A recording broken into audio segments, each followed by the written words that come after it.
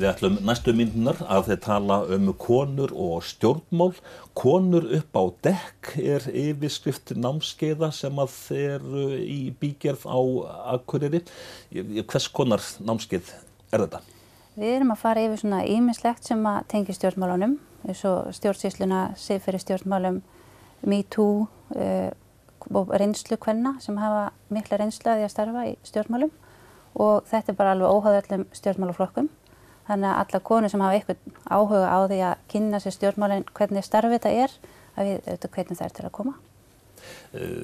Ástæðan fyrir þessari tímasetningu væntanlega vegna þess að sveitarstjórnarkosningar eru svona handað við hornið. Já, einmitt. Við ætlum að reyna að vera snemma í því. Það alltaf að fara í gang. Og við vonumst til þess að jafnvel einhverja konur sem taka þátt í þessu námskeiði muni kannski hafa samband við flokkana og vilja stíga stokk. Hvernig eru leikreglurnar núna? Það sem sagt lög í gildi sem kynja hlutfallið ekki? Jú, það eiga að vera sem sagt að minnstu kosti 40% af hvoru kynni í nefndum og stjórnum bæjarfélagsins og það eru auðvitað fullt af frambærilegum konum og ekkert vandamál að fylla þau sæti. Finnið þið það á konum að þær eru svona að spá og spekulera í hlutina? Já, þær eru að því. Það er fullt af konum að spjalla hvernig mætti gera betur fyrir fólkið og þessi hugmynd kviknaði eftir málstofu sem var haldin á fundi fólksins í Hofi í haust. Þar sem það kom fram að konur eru miklu minnihluta þegar kemur á oddvitastöðum og framkvæmdastjórum í sveitarfélögum. Og svo kom það einnig fram að konur eru styttra í sveitarstjórnum heldur en karlarnir. Þannig að það er einhver halli þarna, en samt sem áður skynjum við mjög mikinn áhuga hjá konum. Þannig að við vildum skapa svona ópólitískan vettvang, þar sem að þær geta spjallað stjórnmálin og fengið ráð frá reynslumiklum konum sem hafa starfað í pólitík. En þið segið að staðan sé þannig að það séu frekar kallar sem eru þá svona talsmenn fyrirtækja og svo framvegis. Er það þá þannig að svona konurnar þær fara svona þá frekar svona í félagsmálanefnd en kallarnir í hafnarnefndina?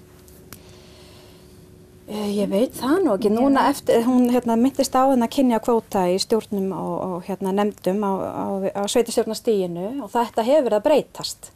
En kannski voru hugmyndirnar þessi bundnu kynhlutverk, hvernig og kalla, svolítið að ráða því hvar í hvaða nefndi konuna fóru og í hvaða nefndi kallarnir fóru sem eru þetta eitthvað sem mun breytast bara í tímanum og hefur breyst. Konur náttúrulega geta hæglega verið í hafnarnefnd og kallar í félagsmálanefnd eða eitthvað því. En að verða einhver svona viðhorfsbreyting hvað þetta varðar einmitt?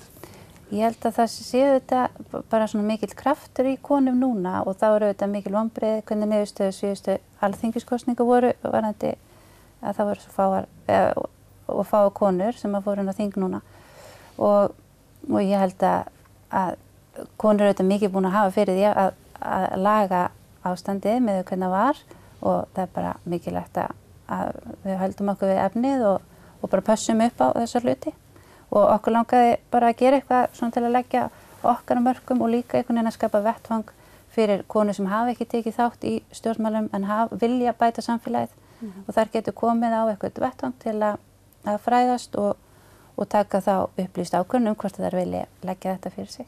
En hvers konar fræðsla verður á þessum málþingum? Þetta eru þess að 2 laugardagar, byrjar á morgun og þetta eru 2 næstu laugardagar. Við erum með sérfræðing frá Jafnréttisstofu sem kemur og fjallar stöðu mála og svona þróun í gegnum tíðina, hvað varðar þátttöku kynjanna í stjórnmálum. Síðan erum við með prófessor í heimspeki sem að fjalla siðferði. Við erum með fyrrverandi bæjarfulltrúa, við erum með fyrrverandi ráðherra. Og síðan erum við í samstarfi við Jafnréttisstofu og JCI Sprota. Þar í JCI Sprota mikið sérfræði þekking og á svona leiðtogafræðslu og á seinni deginum þá erum við að fara í svona hagnýta þætti eins og ræðumennsku, hvernig leyst úr ágreiningi, hvernig við komum stefnumálum okkar á framfæri, hvernig við nýtum samskiptamiðla og svona, já, svona praktísk mál sem er gott að hafa með sér inn í þetta starf. Þannig að það er farið svona vitt og breytt yfir sviðið. Já, maður segja það. En þetta sem sagt, já, á að höfða til allra hvort sem að viðkomandi eru pólitískar eða ekki. Já, algjörlega. Já. Og nýtist bara í félagsmálum og ýmsu, held ég. Þetta sem við verðum að fara yfir. Þannig að, já. MeToo-byltingin núna, hefur hún einhver áhrif haldiði á ákvarðantöku kvenna til þess að hella sér út í sveitarstjórnarmál? Það er það sem við höfum svolítið áhyggjur af. Þannig það er eitt erindið á fundinum okkar. Þar sem við ætlum að ræða svona hvað gerist núna eftir MeToo, hvernig getum við haft jákvæð áhrif á stjórnmálamenninguna. Þannig að við svolítið vinnum úr þessu sem hefur komið fram. Búist þið við svona líflegum umræðum? Já, mjög. Það er bara búin að vera mjög góð skráning og verðum þarna 30 konur og þetta verður örugglega mjög skemmtilegt. En já, jafnvel þó að kannski konur séu ekkert endilega að fara að bjóða sér fram núna, að þú kannski gera þetta eftir 4 ár eitthvað svoleiðis, að þá tapar enginn á því að koma og ræða málin og spjalla og hitta aðra konur sem eru með svipuð áhugamál. Við höfum líka rætt að vera gaman einhvern tímann, þetta er svona tilraun, að vera gaman að vera með stjórnmálaskóla fyrir ungt fólk, en við sjáum þarna á skráningunum að það eru konur á öllum aldri, alveg frá 20 og upp úr. Og þetta er sem sagt núna helgina, svo aftur næsta helgi, en er þá nauðsynlegt að mæta núna helgina til þess að geta verið næsta laugardag? Nei, það má mæta bara á hvern daginn sem er, það þarf ekki að mæta báða. Og upplýsingarnar nánar, hvar er þær að finna? Það er heimasíða Akureyrarakadeemíunnar, það er ak.is og svo erum við á Facebook undir Konur upp á dekk. Konur upp á dekk og við vonum að konur fari upp á dekk og bjóði sér fram til sveitarstjórna, þannig að það verður nú minnstakosti svona nokkurn veginn jafnt kynja hlutfall í þessu öllu saman. Bara þakka ykkur fyrir komuna og gangi ykkur vel. Takk.